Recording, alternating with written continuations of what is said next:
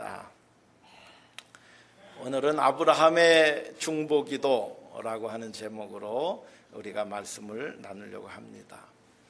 우리가 이 세상 살아가는데요, 좋은 리더가 세워진다라고 하는 것은 너무나도 행복한 일입니다. 살면서 정말 내가 본받을 만한 좋은 리더가 있다면, 여러분들 제가 마음이 젊었을 때는 교만해 가지고요, 이제 리더 나보다 더 훌륭한 분을 나의 멘토로 삼고 이렇게 그분을 배우는 일에 대해서 조금 게을렀어요. 그런데 목회를 하면서 미국에 와서 제가 기도했습니다. 하나님, 제가 저에게 좋은 멘토를 주세요. 제가 보고 배우고 따를 수 있는 좋은 선배 목사님이 있었으면 좋겠습니다. 그래서 그렇게 기도를 했는데, 그 기도를 하는데 하나님께서 한 분만 주신 것이 아니라 두 분의 멘토를 저에게 허락해 주셨습니다. 그래서 제가 두 어르신을 만나 뵐 때에 그 어르신들을 향해서 내가 첫 번째 해야 될 일이 뭔가 하나님 앞에 기도했어요. 저분을 내 삶의 멘토로 삼기 위해서 내가 해야 될 일이 무엇인가. 하나님께서 지혜를 주시는데요, 그분을 위해서 최선을 다해서 순종하고 헌신해라, 그렇게 하시더라고요. 그래서 그 두 분 어르신들을 위해서 제가 할 수 있는 모든 최선을 다해서 그분들을 도와드렸어요. 헌신해 주셨어요.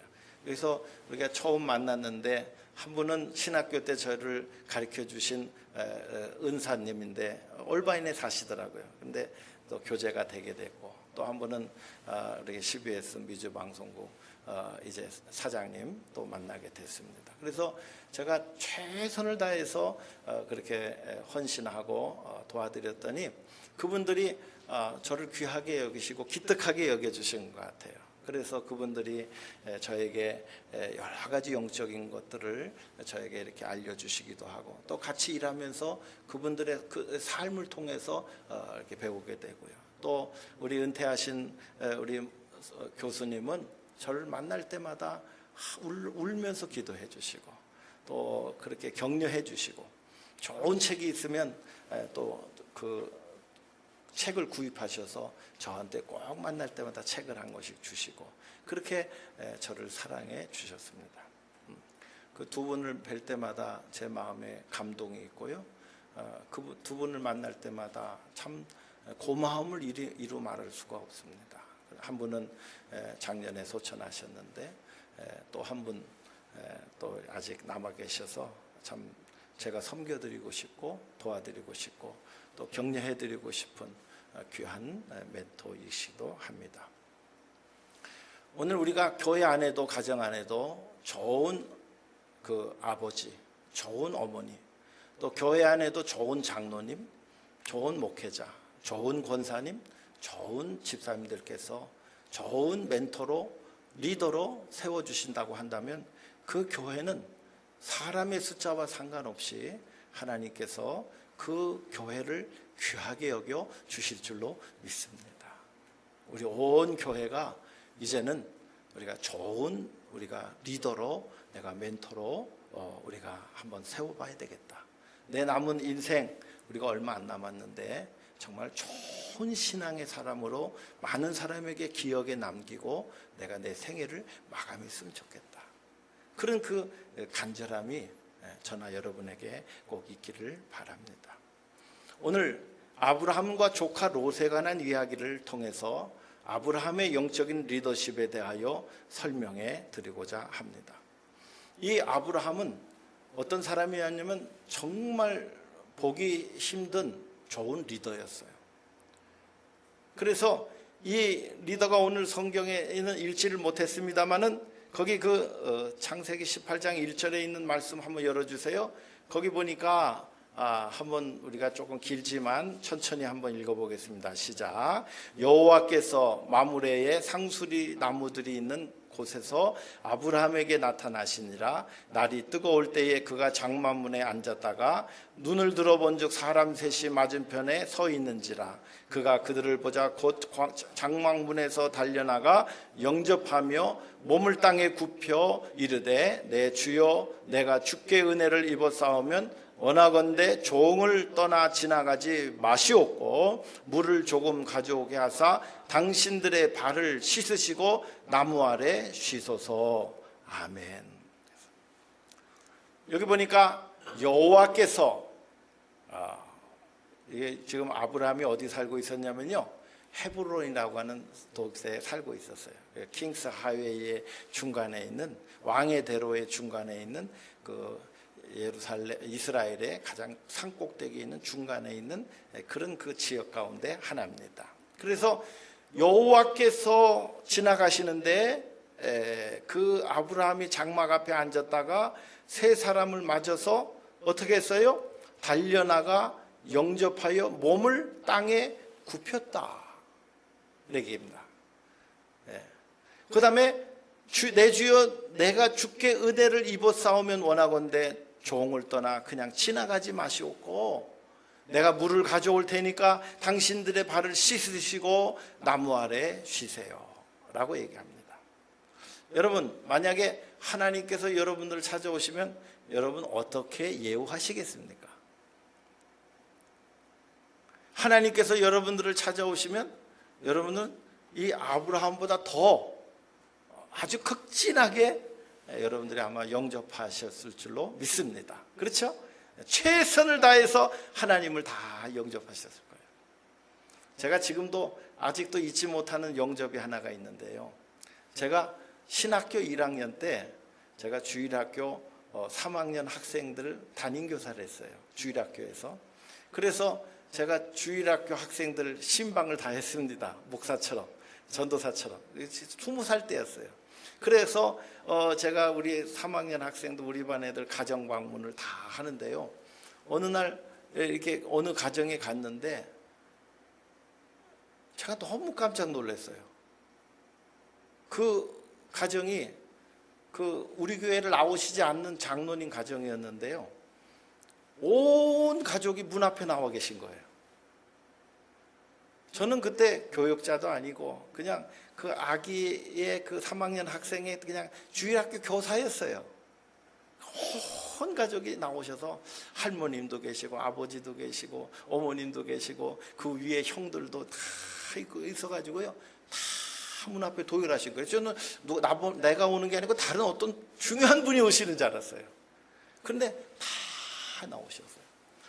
알고 봤더니 저를 영접해 주시기 위해서 온 가족이 출동하신 거예요. 20살짜리 그 주일학교 교사를 위해서. 그리고 집에 갔는데 예배를 드려달라고 그러시는 거예요. 그래서 저는 예배를 어떻게 드려야 되는지도 잘 몰랐는데 가서 예배를 드려달라고 그래가지고 그동안 제가 들었던 풍어를 총동을 해가지고 가서 그냥 어렵게 예배를 드렸습니다. 드리고 이제 오셨으니까 식사를 하고 갔어요. 그래서 근데 식사를 하러 갔는데요, 정말 거짓말 안 보태고 상다리가 3상이 준비된 거예요. 상이 3개가 준비가 됐어요. 그걸 열어보니까요, 제가 먹어보지도 못하는 음식들로 가득 찼어요. 너무 낭비가 심하다. 나 같은 사람한테 이렇게 하실 필요가 없는데, 그런 생각이 들 정도로 음식을 다 차려놓으셨어요. 제가 너무너무 깜짝 놀랐어요. 제가 대접을 받을 만한 자격도 없는 사람이고, 제가 단순히 가서 인사하고 온 그런 생각을 가지고 갔는데, 우리 아기 담임교사 선생님이시니까, 그것도 학교도 아니고 주일학교 선생님이시니까 이렇게 열심히 준비를 해서 섬겼어요. 그분이 한국에서 굉장히 유명한 그 건설회사 회장님 가정이었어요. 그 회장님 가정이면 나름대로 권세가 있을 거 아니에요. 20살짜리 어린 그 교사가 왔는데 최선을 다해서 예배드리시고 최선을 다해서 접대하시고 그렇게 하셔서 저는 그분의 그 사랑과 정성을 지금도 잊지 못합니다. 그런데 더 놀라운 사실은 그 다음번에 보니까 이 아브라함이 가서 어떻게 했냐면은 급히 장막으로 가서 거기서 고운 가루 세 스아를 반죽해서 떡을 만들고 그리고 송아지를 잡아서 그들에게 드릴 요리를 급히 하게 하고요. 그 다음에 송아지 젖과 우유와 이런 것들을 다 정성껏 준비해서 세 사람을 위해서 송아지를 잡았어요. 그래서 대접을 합니다. 이거 얼마나 놀라운 사실인지 알 수가 없어요. 그런데요, 우리가 흔히 생각하기를 제가 주님께서 오셨으니까 이렇게 하셨겠지. 그런데요, 성경에 있는 말씀 히브리서 13장 1절에 있는 말씀 보니까 거기에 뭐라고 되냐면, 다 같이 한번 큰 소리로 읽겠습니다. 시작. 형제 사랑하기를 계속하고 손님 대접하기를 잊지 마라. 이로써 부지 중에 천사들을 대접한 이들이 있었느니라. 아멘.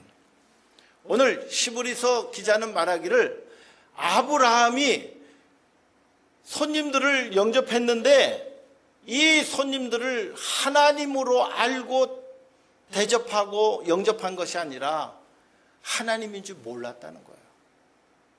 하나님인 줄 모르고 지나가는 나그네에게, 이 아브라함의 나이가 99세였습니다. 그런데 자기보다 아마도 젊은 분이 왔을 거예요. 하나님이 오셨지만, 천사로 변화서 오셨지만, 그런데 그들에게 땅을 대고 엎드려서 잠시 쉬었다 가세요. 제가 여러분들에게 은혜를 입었다고 한다면 여러분들이 그렇게 해주시길 바랍니다. 하고 손님을 대접합니다. 신약에도 보면 교회의 리더들이 해야 될 중요한 덕목 동일하게 나옵니다. 여러 군데에서 교회의 리더들이 해야 될 일들이 있는데 그 중에 하나가 손님 대접하는 것을 잘해라. 여러분들 주변에 우리가 식사를 기쁘게 대접하고 손님을 대접하고 하는 그런 일들을, 나도 어려운데, 여러분 그렇게 생각하시면 마음이 열리지가 않아요. 그런데 어떻게 생각하시면, 내가 대접하면 하나님이 기억하신다. 할렐루야. 네. 내가 대접하면 하나님이 기억하시는 줄로 믿습니다. 우리 교회가 손님을 대접하는 일에 풍성할 수 있기를 바랍니다. 목사님, 우리 교회도 힘들고 어려운데 무슨 대접을 합니까? 네. 여러분 한번 대접해 보세요. 하나님이 주시는 그 축복이 여러분 이루 말할 수가 없어요. 저는 요즘에 그런 은혜를 경험해요. 생각만 해도 하나님이 주셔요. 하나님, 내가 이런 게 필요한데요. 생각만 했어요. 열심히 기도도 안 했어요. 그런데 하나님께서 그걸 딱 주시는 거예요. 네. 그러니까 오늘 우리가 손님 대접하는 일들에 대해서 오늘 우리가 영적인 개념을 잘 가지고, 내가 힘들고 어려워도 최선을 다해서 손님을 대접하면 하나님께서 몇갑절로 갚아 주시는 줄로 믿습니다. 세상의 리더들도요, 회식을 많이 합니다. 회사에 가면 그 회식을 하는 이유가 있어요. 월급까지 주는데, 보너스까지 주는데 왜 또 회식을 합니까? 어떤 때는 어떤 회사들은 과할 정도로 회식 비용도 사용해요. 회식 자리에 가서 우리가 함께 회포도 풀고 또 어려운 일도 함께 나누고, 그렇게 하면서 회사가 또 운영되어지고 돌아가는 거예요. 회식하고 여러분 누가 리더인지 아세요? 밥값 내는 사람이 리더입니다. 밥 얻어 먹는 사람은 팔로우입니다. 네. 그래서 어디 가시든지 여러분들 밥값 내는 일에 인색하거나 주저하지 마시기 바랍니다. 밥값 내는 사람이 복받은 사람이에요. 네. 오늘 밥값 내는 사람이 왜 복받은 사람인지 보겠습니다. 부지 중에 손님들을 대접했다가 아브라함이 축복을 받는데요, 두 가지 축복을 받습니다. 첫 번째 축복은 뭐냐면 창세기 18장 10절에 있는 말씀 보니까, 그가 이르시되 내년 이맘때에 내가 반드시 내게 다시 오겠다는 거예요. 내 아내 사라에게 아들이 있으리라 하시니 사라가 그 뒤 장막문에 들었더라. 아브라함과 사라는 나이가 많이 늙었고 사라에게는 여성의 생리가 끊어졌는지라. 사라가 속으로 웃고 이르되 내가 노쇠하였으니 내 주인도 늙었으니 내게 무슨 즐거움이 있으리요. 여호와께서 아브라함에게 이르시되 사라가 왜 웃으며 이르기를 내가 늙었거늘 어떻게 아들을 낳으려 하느냐. 다 같이 큰 소리 있습니다. 시작. 여호와께서 능하지 못한 일이 있겠느냐. 기한이 이를 때에 내가 내게로 돌아오리니 사라에게 아들이 있으리라. 아멘. 인간의 생각으로 불가능한 일들이 부지중에 주님을 영접했다가 그렇게 아브라함이 마음에 소원하고 소원했던 그 아들을 얻는 축복을 경험하게 되는 줄로 믿습니다. 그 소식을 듣고 있었던 사라가 비웃었어요. 비웃었어. 나는 가능성이 없어요. 비웃었어요. 피식 웃었어요. 그랬더니 여호와께서 지적하십니다. 왜 웃느냐? 여호와께서 능치 못함이 없는 줄 아느냐? 그런데 1년 후에 정말 누가 생겼어요? 아들이 생겼어요. 그 아들의 이름이 뭐예요? 이삭이에요. 이삭의 이름이 뜻이 뭐예요? 웃음이라고 하는 뜻입니다. 사라는 비웃었지만 하나님은 진정한 웃음을 그 가정에 허락해 주셨는 줄로 믿습니다. 손님 대접하다가 가장 중요한 소원을 그가 응답받게 되었는 줄로 믿습니다. 두 번째 축복을 경험합니다. 두 번째 축복은 뭐냐면은 하나님께서 자기가 해야 될 비전을 아브라함에게 알려주십니다. 그 18장 17절에 있는 말씀 보니까 여호와께서 이르시되 내가 하려는 것을 아브라함에게 숨기겠느냐? 아브라함은 강대한 나라가 되고 천하 만민은 그로 말미암아 복을 받게 될 것이 아니겠느냐? 20절입니다. 여호와께서 또 이르시되 소돔과 고모라에 대한 부르짖음을 듣고 그 죄악이 심히 무거우니 내가 이제 내려가서 그 모든 행한 것이 과연 내게 들린 부르짖음과 같은지 그렇지 않은지 내가 보고 알려 하노라. 주님을 만났는데 주님께서 자기가 앞으로 당신께서 하셔야 될 일들에 대해서 아브라함에게 알려주십니다. 하나님께서 알려주시는 이유는 뭐예요?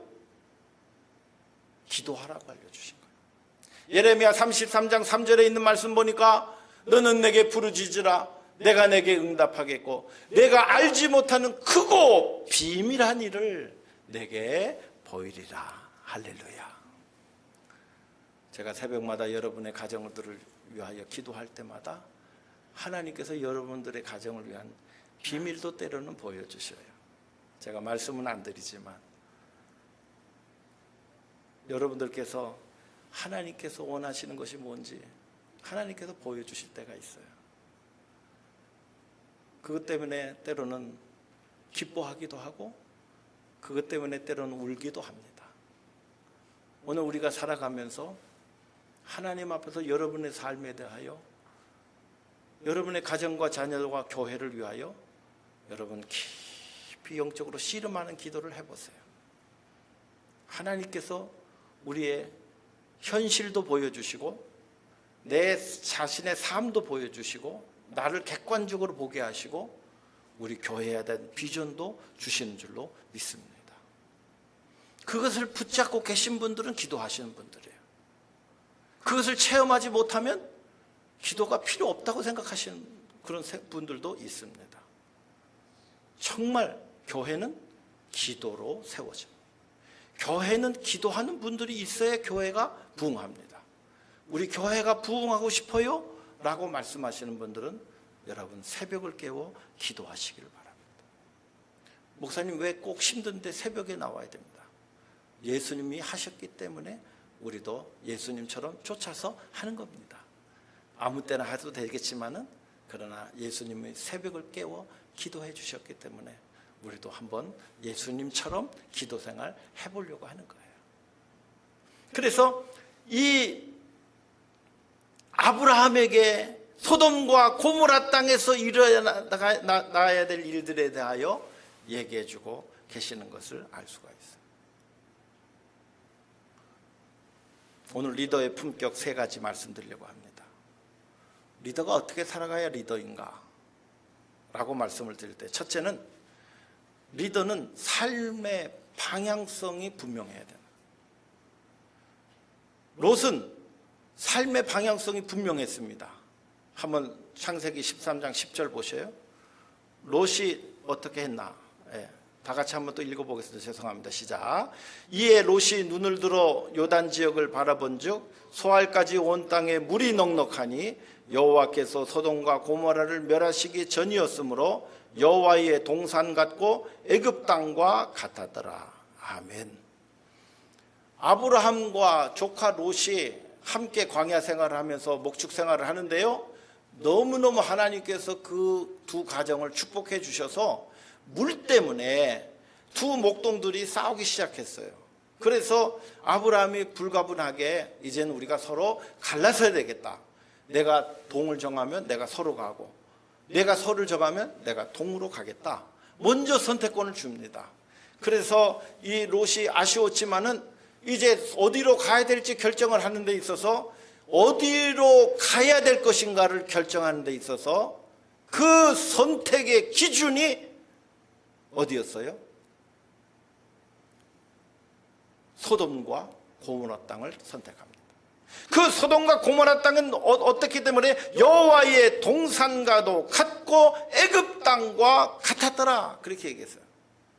여러분, 선택의 기준은 보이는 환경을 가지고 선택하면 여러분 망합니다. 내가 조금 편하게 내고 조금 쉽게 내가 인생을 살고 내가 편안하게 인생을 좀 살아야 되겠다 라고 생각하는 그 기준으로 우리의 삶의 선택을 하면 더 어렵고 힘든 길로 가게 됩니다. 아브라함의 선택은 무엇입니까? 나는 주님과 함께 가는 것이 내 삶의 방향성이다. 할렐루야. 아멘 하시기 바랍니다. 네. 우리가 살아가는데 내 삶의 방향성은 어디예요? 동도 아니고 북도 아니고 서도 아니고 남도 아니고 주님 계시는 곳이 내 삶의 방향입니다. 할렐루야. 여러분, 주님 계신 곳에 내가 있어야 하나님이 주시는 축복을 경험하게 되는 줄로 믿습니다. 언뜻 보기에 소돔과 고모라 땅을 보니까 물이 많았습니다.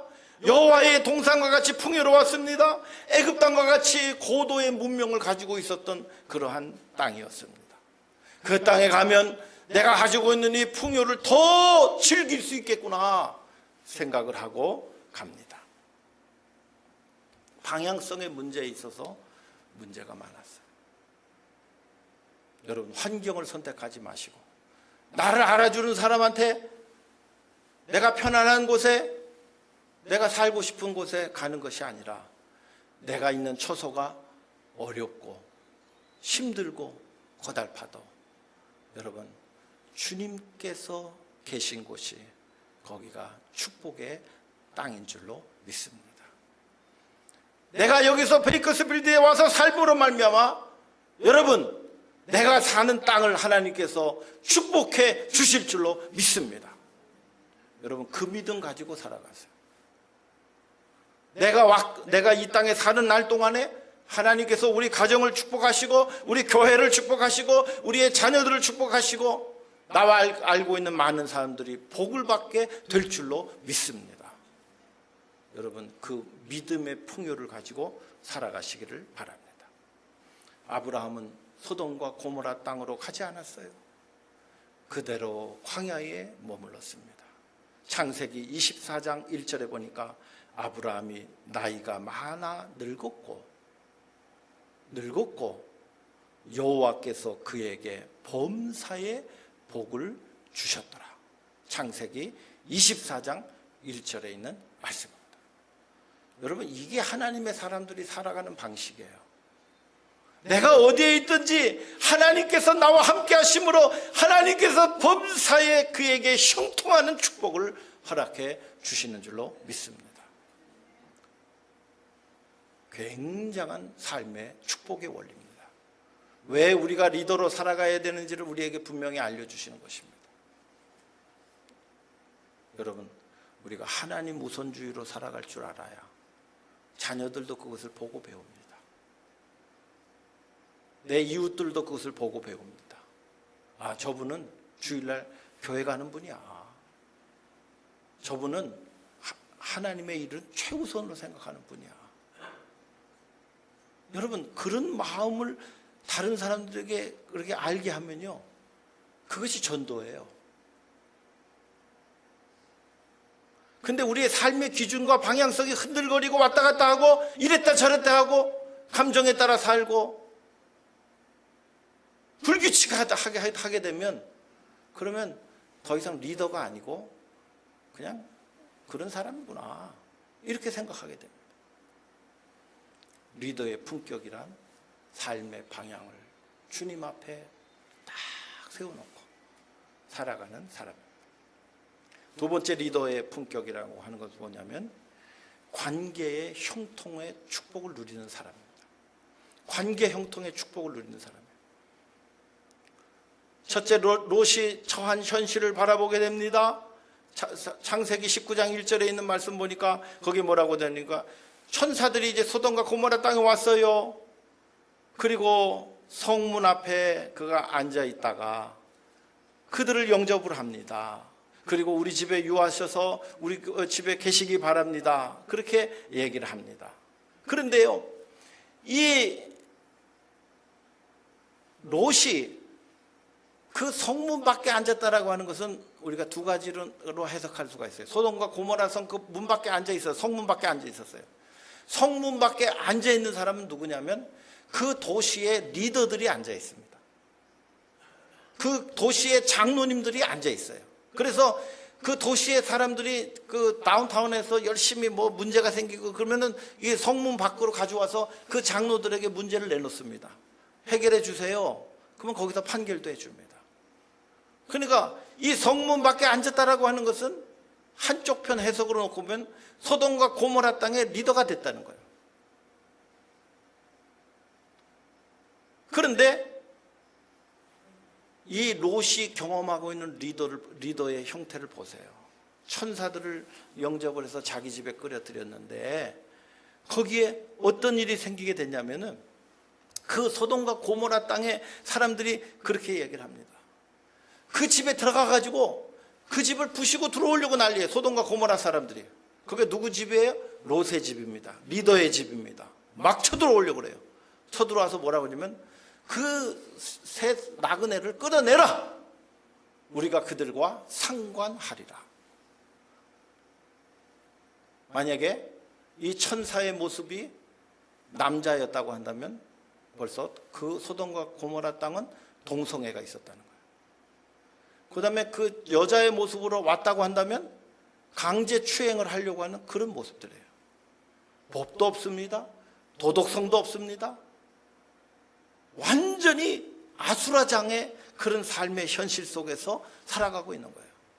얼마나 사람이 불안하고 얼마나 사람이 무섭고 얼마나 사람이 힘듭니까?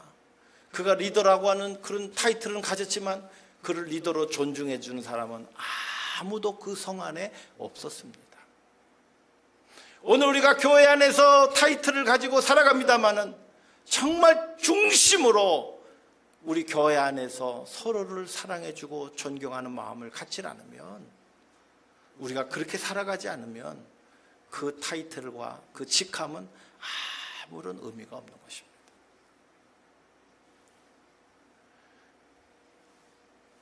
이 아브라함이 헤브론에서 소돔 땅까지는 70마일이에요. 낙타 타고 가면 하루면 갑니다. 자전거 타고 가면 4시간이면 가는데 소통이 있었을까요? 없었을까요? 소통이 있었을 거예요.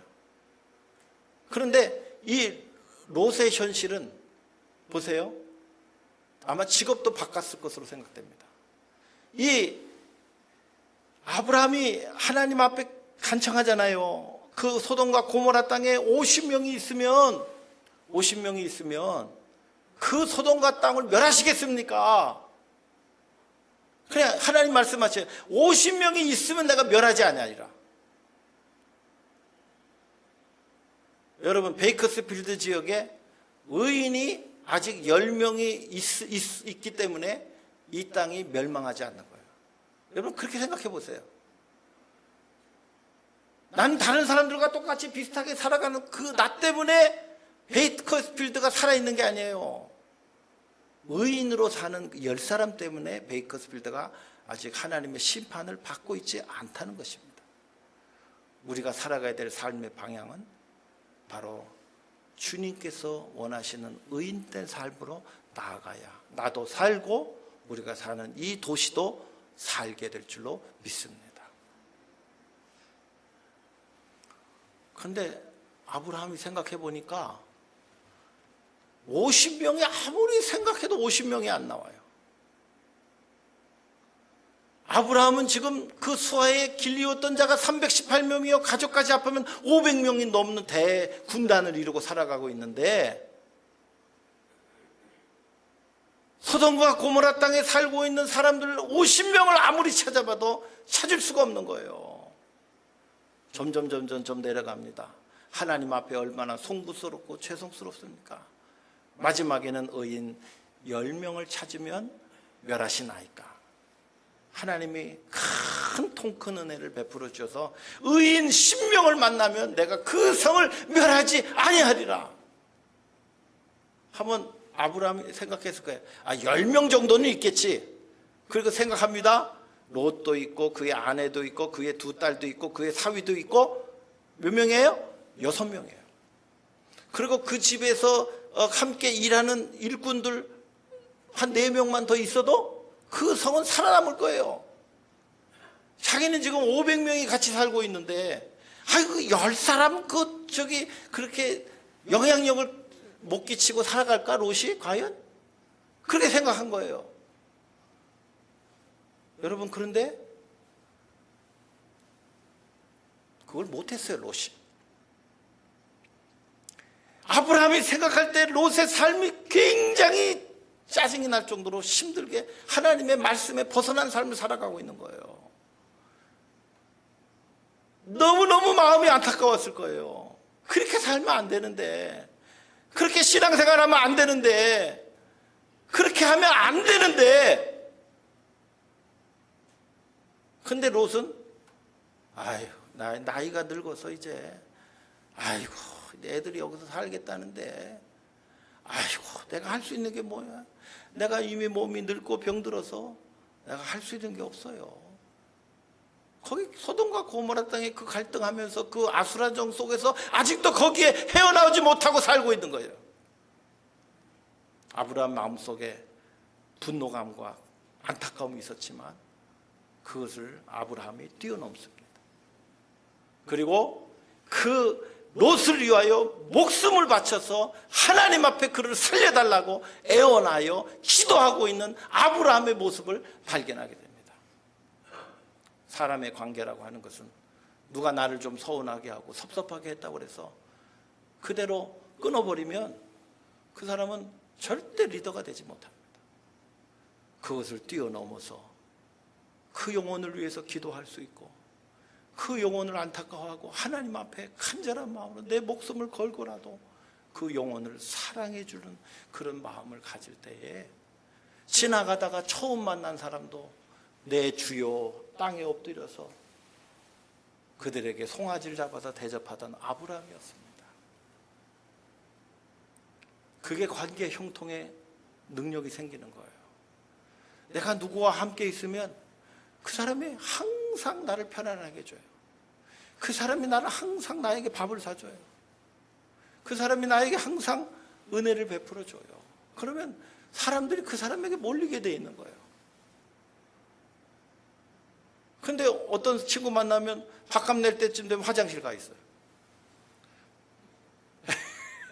왜 화장실 가는지 알죠? 네. 그렇게 하면 사람이 붙질 못합니다. 또 어떤 사람은 심지어는 네가 뭔데 돈 내냐고 그래요.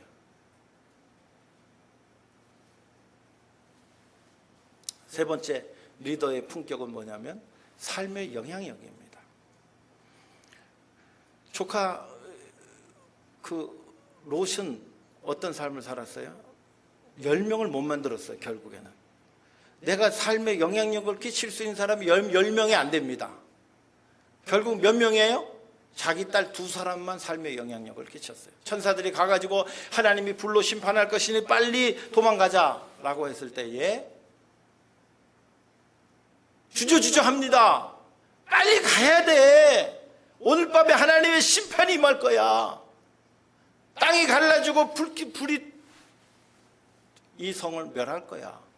그랬을 때에 창세기 19장 14절에 있는 말씀 보니까 이곳에서 우리가 함께 떠나야 된다. 가자! 라고 그의 사위들에게 이야기했더니 그 사위들이 농담으로 여겼더라. 그렇게 얘기합니다. 여러분이 어떤 말을 할 때 여러분의 자녀들이나 여러분의 관계된 분들이나 여러분의 친구들이 농담으로 여기면 여러분의 위신이 어떻게 되겠어요? 근데 실없는 농담을 많이 하는 분들은요, 그 얘기하면 똑같이 농담으로 들었습니다. 나이가 들수록 우리가 적당한 이렇게 농담도 필요하지만 유머도 필요하지만 그러나 다른 사람을 비난하거나 비하하거나 흉보거나 하는 이런 농담은요 굉장히 치명적이에요. 말에 무게가 있어야 되고 한번 결심한 것은 지킬 줄 알아야 돼요. 하나님 앞에서 믿음의 퇴보가 있지 말고 믿음의 진보가 있어야 됩니다. 내가 하나님 앞에 있게 살기로 마음에 은혜 받고 결심하면 그렇게 순종할 줄 알아야 하나님께서 기뻐하십니다. 신앙생활 하다가 믿음의 퇴보가 되면 하나님이 성령께서 얼마나 우시겠어요. 믿음의 진보만이 우리의 살 길입니다. 사위도 농담으로 여기고 떠났어요.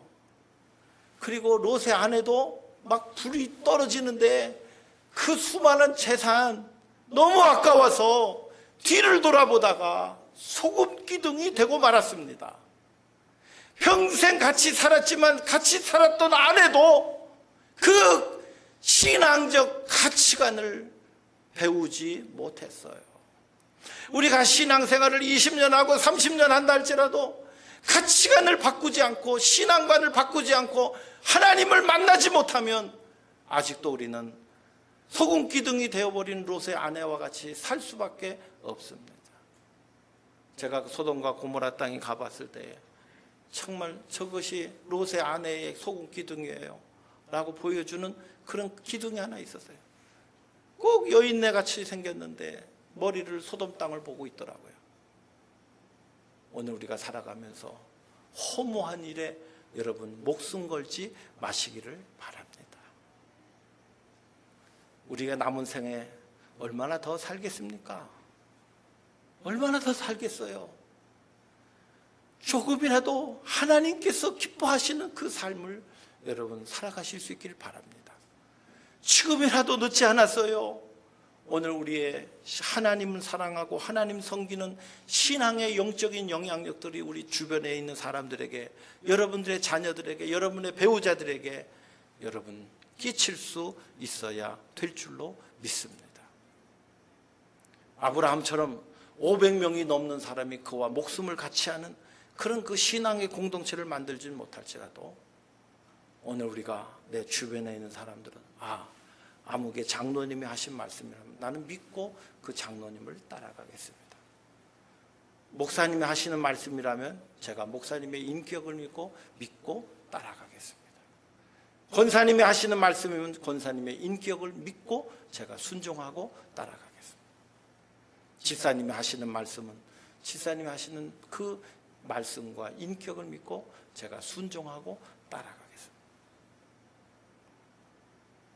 삶의 위대함과 리더의 품격이 중요합니다. 아브라함이 우리에게 그것을 보여주었어요. 그러나 롯은 리더의 명칭은 달았지만 리더의 품격은 다 잃어버린 채 망하여지고 말았습니다. 두 딸과 동굴에 가서 살았어요. 아무것도 없이 살았어요. 그리고 딸을 통해서 부끄럽게도 두 민족을 만들게 합니다. 아브라함과 같은 거룩한 중보기도가 있는 저와 여러분 되기를 주님의 이름으로 부탁 올립니다. 기도하겠습니다. 하나님